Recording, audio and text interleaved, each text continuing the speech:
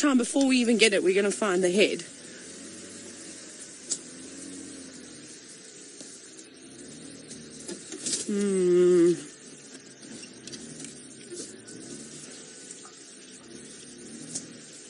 Alright, I'm trying to reposition. As you can see, it's up in this tree. Okay, well, we'll just show you the body for now. We'll have a little look.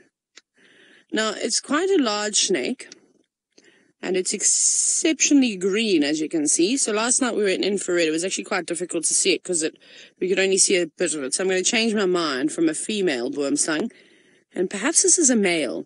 Typically, the males are more green in color, but then again, oh, sorry, Sensor.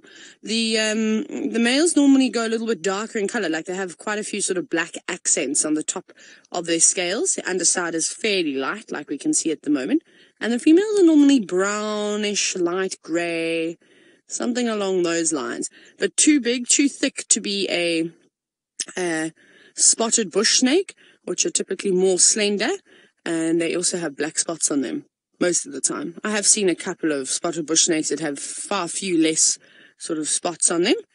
But a snake that you don't want to be bitten by, as you can imagine, as they have a hemotoxic venom. So basically that will make you bleed from the inside out, bleed from your mucous membrane too, which is not good. Gillian, you said it's a beautiful color. It is. I want to try and find the head. Because to see their beautiful big eyes, which is one of the ways you can actually identify these snakes, is quite spectacular. Should we have just one more go, Sentinel? What I'm going to do is, let's just turn the light off. Let me see if I put that on. I have to do the stretch now and see if I can angle this like that. Because I want to be able to drive around and get a bit closer. But in order for me to do that, I actually need to use two hands. Okay. Its head has to be here, obviously, because it's not a headless snake. I saw it last night in the end. There's more of its body. I'm not really worried about the snake jumping out at me. I'm not obviously going to buck. Well, I'm moving a little bit closer to the truth. Hey? You've got it. No, I can see the snake, but I don't know if the head is there. I think that is still the body all coiled up, so...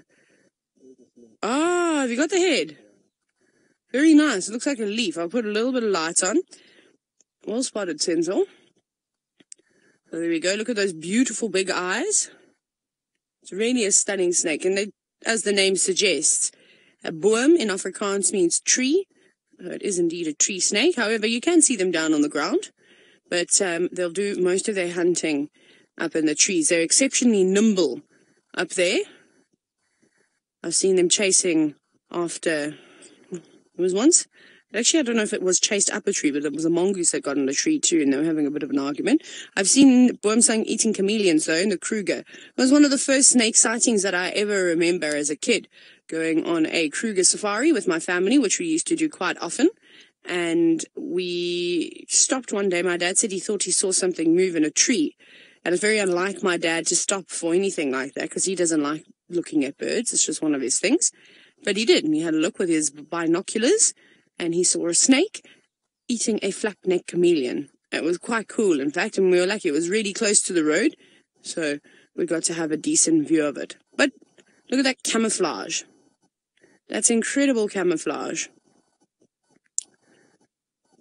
Now, the thing about being bitten by most snakes in South Africa, because we do have plenty venomous snakes out here, is that as long as you can get some treatment fairly quickly, you know, you have got a chance of surviving.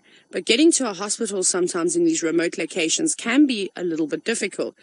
So, Ryan, you were just wondering how long would it take the snake to kill you if you were bitten? Well, if you didn't have any sort of medical attention, I would say 2 days or so. It's a slow-acting venom, hemotoxic venom. It's not particularly fast-acting. Here it goes, coming right down the tree. That's so cool. And so, yeah, so before you start seeing any serious symptoms, sense of, I go forward for you, you're going to get an amazing view. Let me do are you going to move into frame? Let me go forward a little bit more. There you go. A little bit better.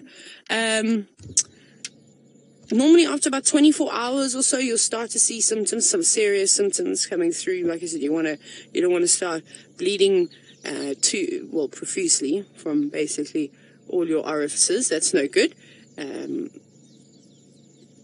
What was that? I just heard something as well. Remember also listening out for any alert calls. I think I heard a bushbuck alarming in the distance. We'll go follow up on that in a little bit. Come on, Snakey, come down the tree for us. It does look like a BoomSlang. I just haven't seen one for such a long time. But beautiful.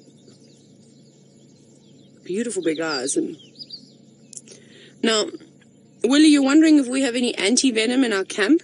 No, not at all. We don't have, we wouldn't be able to administer it either because none of us are medical practitioners. So we'd be, with a snake bite of a BoomSlang, we'd probably just be driven to Nelspruit. It should take you maybe 2 hours to get there. Like I said, as long as you stay calm, obviously venom is injected into your bloodstream. So if you are panicking and your heart is pumping pretty quickly, the venom is going to spread a lot quicker. So the whole thing about when you are bitten by a snake, and it's quite difficult to say, remain calm. Just relax. Take some deep breaths. Everything is probably going to be okay. But of course, we're going to try and avoid that. A BoomSlang, however, I think you're going to be you've really got to torment the snake to be bitten. They are back-fanged snakes as well. So instead of having their fangs located in the front of their heads or front of their mouths, it's sort of right further back. So I don't know if you've ever seen any videos, and it'd be quite cool to YouTube a video of a BoomSlang catching, say, a chameleon or a mouse. You'll see they often chew it.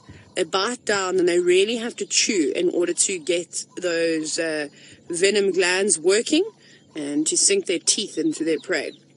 But for us as humans, and I suppose unless you're really handling one and I wouldn't handle any venomous snakes, but that's just my opinion. Sometimes when we get the odd snake in camp, we can remove them, but we take the necessary precautions. But I won't touch a venomous snake with my hands without a snake stick. And then if it's a spotted bush snake or a brown house snake, a constrictor, one that hasn't got any venom, that's not going to do anything to us, then I might, try and catch it with my hands. Otherwise, I'll typically just leave them alone. That's the best way. The snake that you leave alone is not going to bite you. If I were to go there, try and catch it and remove it from the tree, can you imagine how upset this poor thing would be? So you typically want to do that. You don't want to be manhandling any of the reptiles out here. Snakey, I think you are looking for chameleons or perhaps birds. Maybe. So beautiful. Very, very nice. Well, Steve is out on bushwalk early this morning. He's obviously keen to get out. So let's send you across to him and see what his plans are. We're not going to stay with the snake for too much longer, just because I'd rather let it carry on with it today and also don't want to keep the spotlight on it for too long. So Zenzel was saying to me now, as soon as we were off air, he basically, not panicked, mild panic. Hey, Zenzel? A little bit nervous. Yeah. He said, can the snake jump on us? And the answer to that truthfully is yes. If it was really threatened by us and it wanted us to go away and we were pushing it, it probably would have uncoiled itself. And they can propel themselves from one branch to another. Not huge distances, but I have seen lots of footage of them chasing or being chased like by mongoose and things like that, being mobbed by birds trying to get out of the way.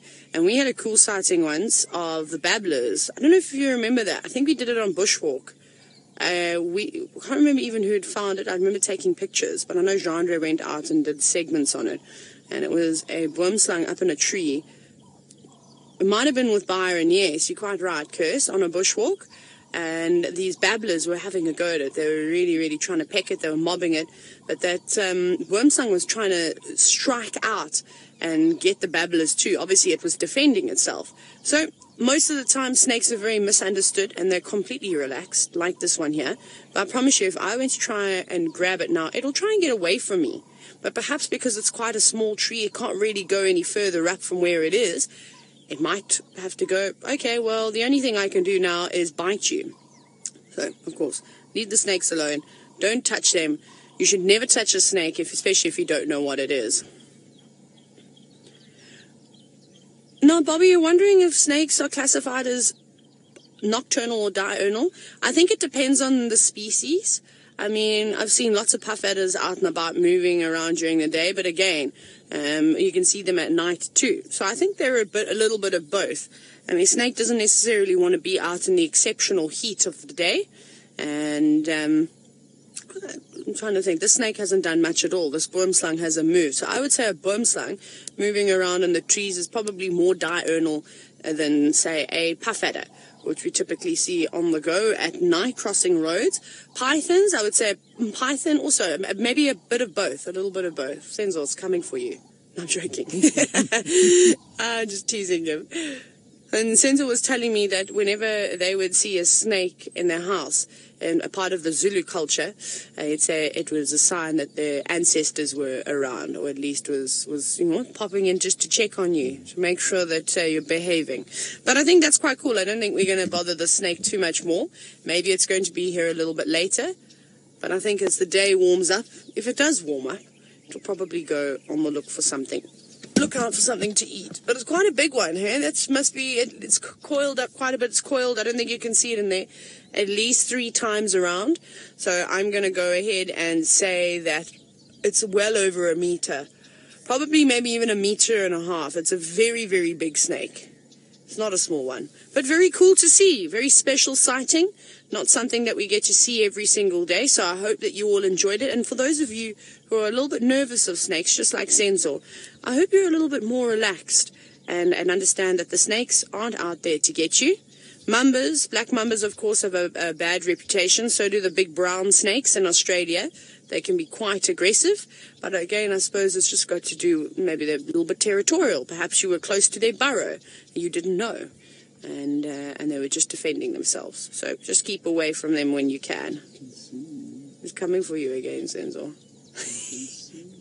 Sensor's telling the snake that he can see it.